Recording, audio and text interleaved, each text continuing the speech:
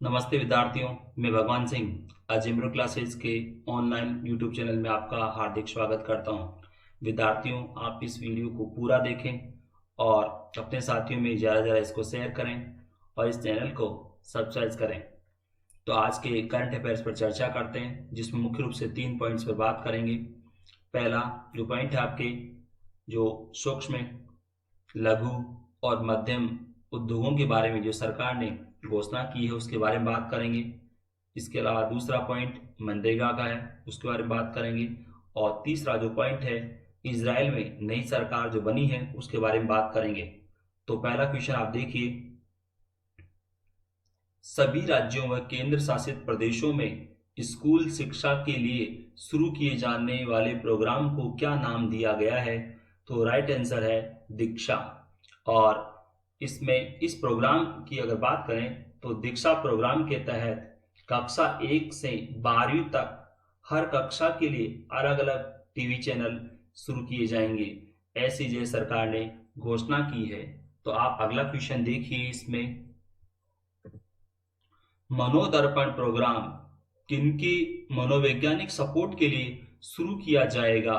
तो right answer है छात्रों, शिक्षकों और उनके परिवारों के लिए, यानी कि सभी के लिए ये प्रोग्राम शुरू किया जाएगा ताकि उनको मनोवैज्ञानिक जो है सपोर्ट प्राप्त हो सके। तो अगला क्वेश्चन देखिए आप, केंद्र सरकार ने प्रधानमंत्री गरीब कल्याण योजना के तहत हेल्थ केयर सेक्टर में काम करने वाले कर्मचारियों के लिए कितने रुपए के बीमा की घोषणा की है? तो राइट आंसर है 50 लाख रुपया। विद्यार्थियों, इस क्वेश्चन को थोड़ा आप जो है ज्यादा ध्यान से इसको देखें क्योंकि क्वेश्चन ज्यादा महत्वपूर्ण है।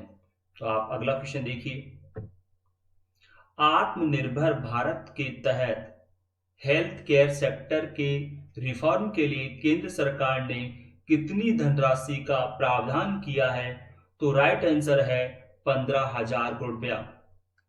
विद्यार्थियों, हेल्थ केयर सेक्टर रिफॉर्म के तहत शहरी और ग्रामीण दोनों इलाकों में हेल्थ इंफ्रास्ट्रक्चर को और मजबूत किया जाएगा, जिससे कि जो है स्वास्थ्य सुविधाएं और ज्यादा जो है उपलब्ध हो सके। तो आप अगला क्वेश्चन देखिए, महात्मा गांधी राष्ट्रीय ग्रामीण रोजगार गारंटी योजना के लिए केंद्र सरकार ने कितने अतिरिक्त धनराशि का आवंटन किया है? तो राइट आंसर है 40,000 रुपया। विद्यार्थियों, आपको मालूम होना चाहिए मनरेगा के लिए 2020-21 के वार्षिक बजट में 61,000 रुपए का जो है आवंटन किया गया है और अब सरकार ने इस योजना के लिए 40,000 रुपए का अतिरिक्त ये धन का आवंटन किया है। तो जिससे कि जो है जो प्रवासी मजदूर वापस लौट रहे हैं अपने घरों के लिए, तो उनको वहां गांव में ही जो है रोजगार उपलब्ध हो सके, इसलिए ये 40,000 रुपए का अतिरिक्त आवंटन किया गया है। तो विद्यार्थियों, आपको दोनों बातें याद रखनी है। बजट में कितना जो मनरेगा के लिए प्रावधान किया गया था वो भी आपको याद रखना है, 61,000 करोड़ रुपए का। और ये अतिरिक्त जो आवंटन अब सरकार ने किया है तो वो कितना किया है? वो 40,000 करोड़ रुपए का। तो दोनों राशि आपको याद रखनी है और टोटल कितना हुआ ये भी आपको याद रखना है। तो अगला क्वेश्चन देखिए आप, केंद्रीय वित्त मंत्री निर्मला सीतारमण ने रणनीतिक क्षेत्रों में सरकारी कंपनियों की संख्या कितनी रखने की घोषणा की है? तो राइट आंसर है 1 से 4 तक। विद्यार्थियों, जैसा कि आपने भी अगर अखबार पढ़ा हो, सुना हो तो टीवी पर, तो वित्त मंत्री निर्मला सीतारमण ने सार्वजनिक क्षेत्र के उपक्रमों के लिए एक अनुकूल नीति लाने की घोषणा की है और इस नीति के तहत रणनीतिक क्षेत्रों को परिभाषित किया जाएगा जिनमें 4 से अधिक सार्वजनिक उपक्रम नहीं होंगे और कम से कम एक सार्वजनिक उपक्रम होगा। और जिन क्षेत्रों में जनहित में सार्वजनिक क्षेत्र के उपक्रमों की मौजूदगी की जरूरत है तो उन्हें अधिसूचित किया जाएगा। तो अगला क्वेश्चन देखिए आप, केंद्र सरकार ने सूक्ष्म, लघु और मध्यम दर्जे के उद्योगों के खिलाफ दिवालिया कार्यवाही शुरू करने की न्यूनतम सीमा 1 लाख से बढ़ाकर कितनी कर दी है? तो राइट आंसर है 1 करोड़ रुपए। और विद्यार्थियों, जैसा कि इस क्वेश्चन में आपके दे रखा है, मैं इसको बताऊं आपको। जैसे कि पहले ये प्रावधान था कि किसी व्यक्ति ने लघु उद्योग या सूक्ष्म उद्योग या मध्यम उद्योग के लिए कर्ज लिया था और 1 लाख रुपए का कर्ज बकाया है जिसे वो चुका नहीं रहा है, तो उसे दिवालिया घोषित करने की कार्रवाई शुरू की जाती थी। परंतु अब राशि को बढ़ाकर 1 करोड़ रुपया कर दिया गया है, यानी कि कर्ज का बकाया 1 करोड़ रुपया तक है तो उस व्यक्ति के दिवालिया घोषित करने की कार्रवाई नहीं की जाएगी, उस व्यक्ति को दिवालिया घोषित करने की कार्रवाई नहीं की जाएगी। अगर इससे अधिक की राशि बकाया है तो उसके खिलाफ कार्रवाई की जाएगी, यानी कि ये सीमा जो है वो बढ़ाकर कर दी गई है 1 लाख से 1 करोड़ रुपया। तो आप इस क्वेश्चन को विशेष रूप से ध्यान रखिएगा। अगला क्वेश्चन देखिए आप।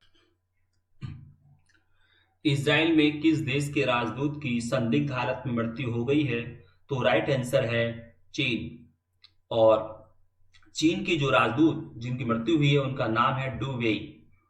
विद्यार्थियों, आपको मालूम होना चाहिए इजराइल की घोषित राजधानी तो यरूशलेम है, परंतु उनका सारा सब कुछ प्रशासनिक कार्य तेल अवीव से होता है और सभी देशों के दूतावास तेल अवीव में ही है। तो इनकी जो मृत्यु हुई है वो तेल अवीव में हुई है और इनकी मृत्यु जो हुई है तो थोड़ा उसमें संदिग्ध अवस्था में इनकी मृत्यु हुई है। इनकी मृत्यु के बारे में भी सरकार ने कुछ नहीं बताया है कि इनकी मृत्यु किस कारण से हुई और इसकी जांच चल रही है। परंतु इसमें खास बात यह है कि इनकी मृत्यु इजराइल में नई सरकार की शपथ लेने के कुछ घंटे पहले ही हुई है। यहाँ सरकार ने यहाँ पर जो है इजराइल में नई सरकार बनी है, तो ये जो नई सरकार बनी है तो इनकी मृत्यु के कुछ घंटे, इनकी जो मृत्यु हुई वेडुई की, तो इनकी मृत्यु इजराइल में नई सरकार के शपथ लेने कुछ घंटे पहले ही हुई है। तो इसमें थोड़ा जो है जांच चल रही है कि किस तरह से इनकी मृत्यु हुई।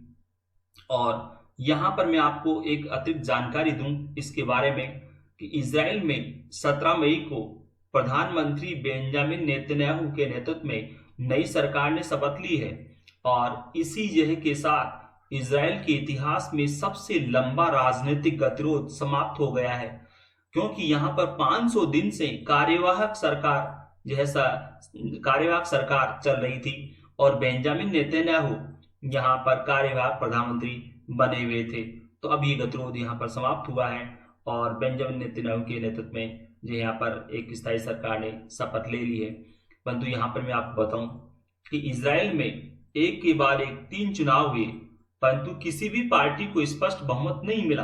अतः बेंजामिन नेतन्याहू ने अपने प्रतिद्वंदी, जिनकी पार्टी का नाम ब्लू एंड व्हाइट, अपने प्रतिद्वंदी ब्लू एंड व्हाइट पार्टी के नेता बेनी गैंट्स के साथ मिलकर सरकार बनाई है।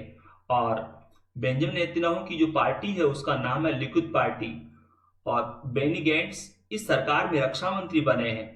और समझौते के तहत 18 महीने बेंजामिन नेतन्याहू प्रधानमंत्री रहेंगे, उसके बाद वो इस्तीफा दे देंगे और उनके पद छोड़ने के बाद 17 नवंबर 2021 को बेनी गैंट्स प्रधानमंत्री पद की शपथ लेंगे। तो विद्यार्थियों, आपको इस अतिरिक्त जानकारी में ध्यान रखना है कि बेंजामिन नेतन्याहू की पार्टी कौन सी है, लिकुद पार्टी, और इनके जो प्रतिद्वंदी जिनके साथ इन्होंने मिलकर सरकार बनाई है तो उनकी पार्टी का नाम आपको याद रखना है ब्लू एंड व्हाइट, और जो नेता हैं ब्लू एंड व्हाइट पार्टी के बेनी गैंट्स, इनका नाम भी आपको याद रखना है। और अगला क्वेश्चन आप देखिए, इसमें बंगाल की खाड़ी में बने चक्रवात को क्या नाम दिया गया है? तो नाम अम्फान। और ये चक्रवात बंगाल यानी पश्चिम बंगाल और ओडिशा के तट से टकराना संभावित है। और इसमें आप अगला क्वेश्चन देखिए, ऑटिज्म और फूड एलर्जी जैसी गंभीर बीमारियों के लिए किसका दूध उपयोगी माना जाता है जिसकी आपूर्ति रेल सेवा बंद कर देने के कारण बाधित हुई? तो राइट आंसर है ऊंटनी।